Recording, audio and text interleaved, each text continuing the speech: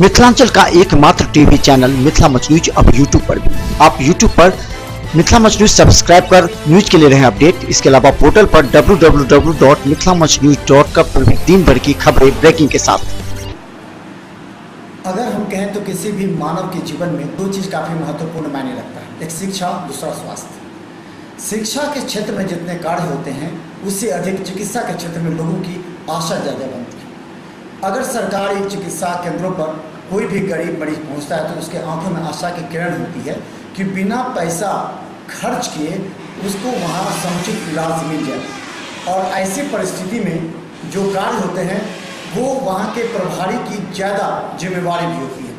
हम बता दें कि हम दरभंगा के बहादुरपुर प्रखंड के स्वास्थ्य केंद्र पर हैं और यहाँ विगत कई वर्षों से एक अनुभवी चिकित्सक के रूप में डॉक्टर मिथिलेश झा हैं जो अपने कर्तव्य का निर्वहन कर रहे हैं और अपनी पैनी निगाहें इस चिकित्सा केंद्र के सभी विभागों पर भी रखते हैं। अच्छा, ये एक जिम्मेवारी होती है हम लोग पर चिकित्सा प्रभारी की, किन किन मायनों में आपको लगता है कि यहाँ कमी है जिसे दूर करने की आवश्यकता है? सबसे बड़ी कमी है डॉक्टरों की कमी सबसे ज़्यादा है। और इस CSC को अपग्रेड कर दिया गया। अपग्रेड करने से क्या हुआ, लोगों की अपेक्षा भी बढ़ गई, लेकिन अपेक्षा के अनुरूप स्टाफ और डॉक्टर नहीं आए। अभी भी एक डॉक्टर हैं जिनका मेडिकल कॉलेज में पोस्टिंग कर दिया गया है, दूसरे डॉक्टर हैं जो परमानेंट हो गए हैं। अब 2 डॉक्टर मेरे सिवा यहाँ रहेंगे जो पूरी चिकित्सा सेवा को देखेंगे, जिसमें 24/7 भी होगा। कोई फार्मासिस्ट नहीं है, कोई ड्रेसर नहीं है। ऐसी हालत में तो 100% जो है सो जवाबदेही का निर्वहन करने में दिक्कत तो जरूर है। तो आखिर इसका क्या निदान है? क्या मरीज मरते रहेंगे या मरीज यहाँ से वापस लौटते रहेंगे, या फिर इस गंभीर मुद्दे पर आप सिविल सर्जन या जिलाधिकारी या अन्य जो अधिकारी संबंधित है उससे वार्तालाप करके कोई निदान? नहीं, सिविल सर्जन से हमेशा मीटिंग में इस तरह की बात होती है, लेकिन चूंकि जिला में ही इस तरह की क्राइसिस चल रही है तो सरकार से वार्ता हुई है और सरकार ने आश्वासन दिया है कि जो बहुत जल्दी हम नहीं होगा परमानेंट तो कॉन्ट्रैक्ट पर बहाल करके सारी कमियों को दूर करें।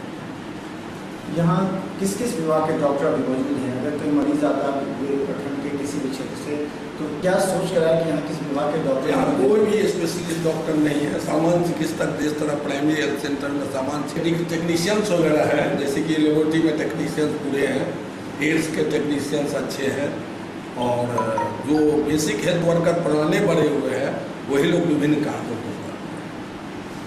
और दवा की उपलब्धता और खासकर बाढ़ के समय में सांप काटने की दवा वो कितने? आपको ये जान के बड़ा हर्ष होगा कि सांप काटने की दवा की पूरे ज़िले में कमी नहीं है, मेरे यहाँ भी कमी नहीं है। और सौभाग्यवश हम लोगों ने एक DMCH के स्ट्राइक के दरमियान एक पेशेंट हम लोग यहाँ एकदम अंतिम हालत में आया जिसको 24 भाई लगा के हम लोगों ने बचाया। वो पेशेंट था जयंतीपुर दात बेरीपुर का, लेकिन बड़ा खराब हालत में यहाँ आया था, हम लोगों ने बचाया। सांप काटने की दवा, कुत्ता काटने की दवा की कोई कमी नहीं है। जनरल दवा भी बाढ़ में विशेष फंड मिला और हम लोगों ने कहीं कमी नहीं हुई। खासकर हम बता दें गरीबों के लिए ही सरकार ने जो प्राथमिक स्वास्थ्य केंद्र की स्थापना की थी और उसे विकसित करने का प्रयास किया, लेकिन कई प्राथमिक स्वास्थ्य केंद्र की हालात इतनी जर्जर हो चुकी है कि लोगों की भावना को ठेस पहुँच रही है। लोग DMCH जा रहे हैं या फिर निजी क्लिनिकों की ओर जा रहे हैं। अब ऐसी परिस्थिति में जब सरकार ने अपने 7 निश्चय को पूरा करने का संकल्प लिया है, ऐसे में जिलाधिकारी और सिविल सर्जन मिलकर इन सभी जो चिकित्सा केंद्र हैं उनकी कमियों को दूर करें ताकि लोगों की आस्था और विश्वास चिकित्सा केंद्र पर अधिक। धन्यवाद। उसमें वो पेशेंट बेनीपुर साइड का जयंतीपुर दाँत का था और DMCH लाया था, लेकिन DMCH में भयंकर स्ट्राइक चल रहा था तो भटकता हुआ यहाँ पहुँच गया और उसकी हालत बहुत ख़राब थी। शायद करेज सांप ने काटा था उससे, लेकिन इसीलिए टाइम दे रहा था। और मैंने और डॉक्टर RK चौधरी ने उसका 3 दिन इलाज किया और सफल इलाज रहा और बच के हुआ चला गया।